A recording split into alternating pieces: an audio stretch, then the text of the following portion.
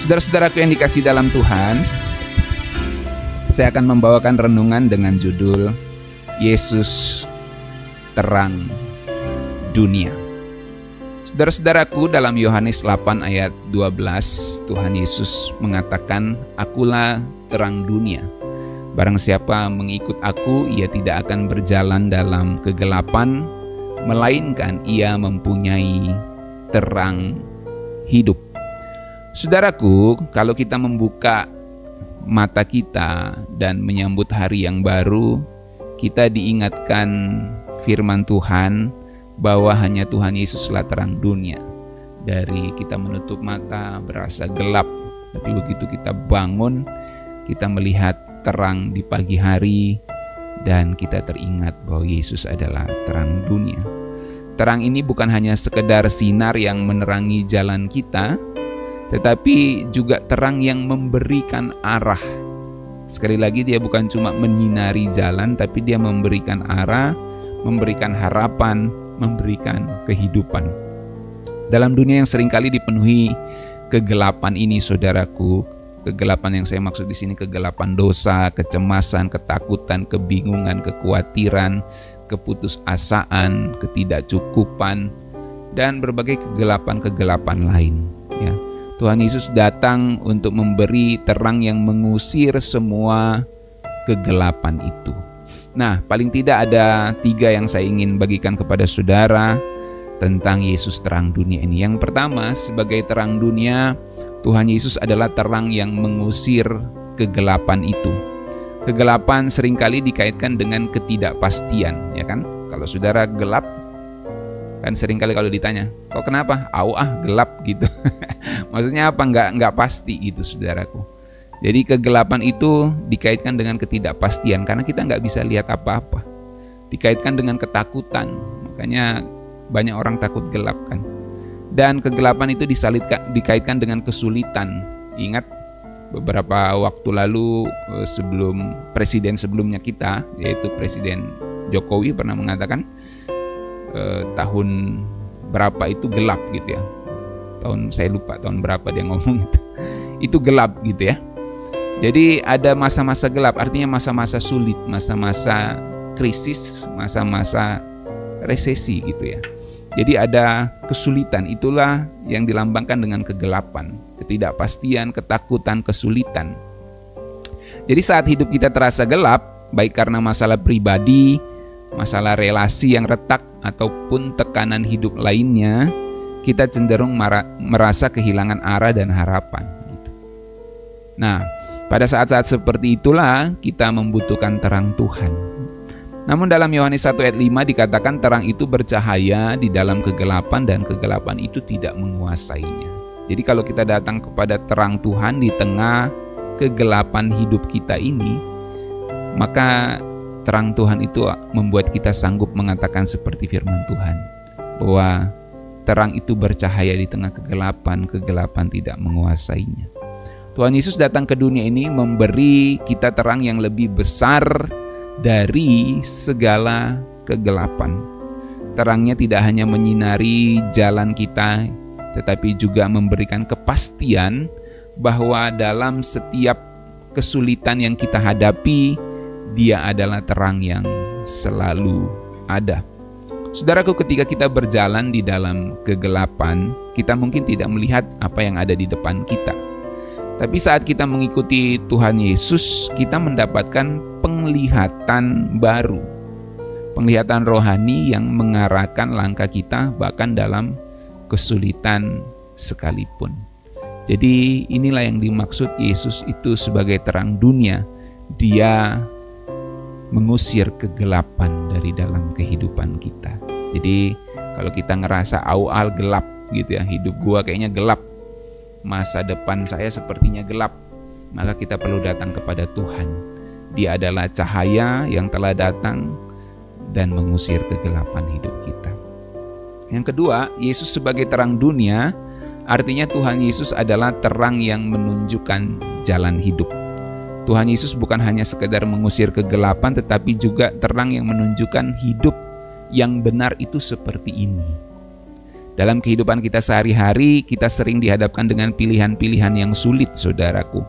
Apakah kita memilih jalan yang benar atau jalan yang mudah? Jalan yang orang lain pandang keren atau jalan orang yang sorga pandang keren? Apakah kita tetap setia atau menyerah pada tekanan di dunia ini? Tuhan Yesus berkata dalam Yohanes 14 ayat 6, "Akulah jalan, kebenaran, dan hidup." Akulah jalan dan kebenaran dan hidup. Jadi ketika kita mengikuti Tuhan Yesus, kita tidak hanya berjalan dalam terang, tapi juga berjalan dalam jalan yang benar. Itu artinya Tuhan Yesus sebagai terang dunia adalah terang yang menunjukkan jalan hidup.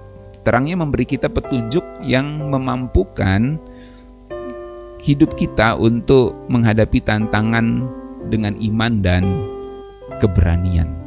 Ketika kita merasa ragu, saudaraku, marilah kita berpegang pada terang Kristus yang selalu memimpin kehidupan kita. Yang ketiga, sebagai terang dunia, Tuhan Yesus adalah terang yang memberikan kehidupan. Saudaraku, terang itu memberikan kehidupan, sama seperti matahari memberikan kehidupan melalui proses fotosintesis kepada tumbuhan. Tuhan Yesus adalah terang yang memberi kehidupan. Dalam Yohanes 1 ayat 4, firman Tuhan katakan, "Di dalam Dia ada hidup, dan hidup itu adalah terang manusia." Terang Kristus bukan hanya mengusir kegelapan, saudaraku, tetapi juga memberi kehidupan bagi setiap orang yang percaya kepadanya. Kehidupan yang dimaksud bukan hanya kehidupan di dunia ini, tetapi juga kehidupan di masa depan, yaitu kehidupan yang kekal selama-lamanya. Kehidupan di dunia yang akan datang, yang tidak terpengaruh oleh kesulitan dan berbagai penderitaan. Saudaraku, setiap hari kita dihadapkan pada kenyataan hidup ini yang penuh dengan tantangan. Namun ketika kita hidup di dalam terangnya Tuhan Yesus, kita hidup dalam keyakinan bahwa hidup kita dalam tangan Tuhan yang penuh dengan kasih itu. Kita tidak hanya hidup untuk hari ini, tetapi kita hidup untuk harapan akan masa depan yang penuh dengan janji dan berkat-Nya. Saudaraku, Tuhan Yesus mengundang kita untuk mengikuti Dia. Dia adalah terang dunia itu. Dan Dia mengundang kita untuk menjadi terang bagi sesama. Dia yang adalah terang dunia mengundang kita untuk menjadi terang bagi sesama. Dalam Matius 5 ayat 14, Tuhan Yesus berkata, "Kamu adalah terang dunia. Kota yang terletak di atas bukit tidak dapat disembunyikan." Artinya dengan mengikuti Tuhan Yesus, kita dipanggil untuk menjadi terang yang memancarkan kasih-Nya kepada dunia yang gelap ini. Ya, misalnya kayak anak-anak muda ini, Aweng saya nasihati ini kemarin. Oh, jangan ngomong-ngomong kotor ya. Ngerasa keren sama ngomong-ngomong yang kotor-kotor tuh, seperti influencer, seperti YouTuber, seperti teman-temanmu di sekolah atau di mana saja gitu. Kan anak-anak muda sekarang tuh kalau ngomong an gitu ya, kayak ngerasa keren dia. Gitu. Kayak merasa gaul gitu. Nah, itu nggak boleh kayak gitu. Ya, jangan kita mengikuti kegelapan dunia. Kita harus jadi terang. Karena Tuhan Yesus terang dunia, kita dipanggil menjadi terang. Nah, saudara-saudaraku, dalam kehidupan sehari-hari kita begitu juga. Dalam pergaulan di kantor, dalam pergaulan di tempat usaha, di pekerjaan, di sekolah, di mana saja. Kita harus ingat Tuhan Yesus yang kita layani itu terang dunia. Dan sekarang kita di-invite, kita diundang untuk menjadi terang bagi sesama kita. Makanya perkataan kita, tindakan kita, kelakuan kita harus menunjukkan bahwa kita adalah anak-anak terang. Waktu saudara usaha, waktu saudara dagang, waktu saudara bersekolah, waktu saudara di rumah, di luar rumah, itu harus menunjukkan kehidupan kita sebagai anak-anak terang. Karena Kristus yang kita layani adalah terang dunia.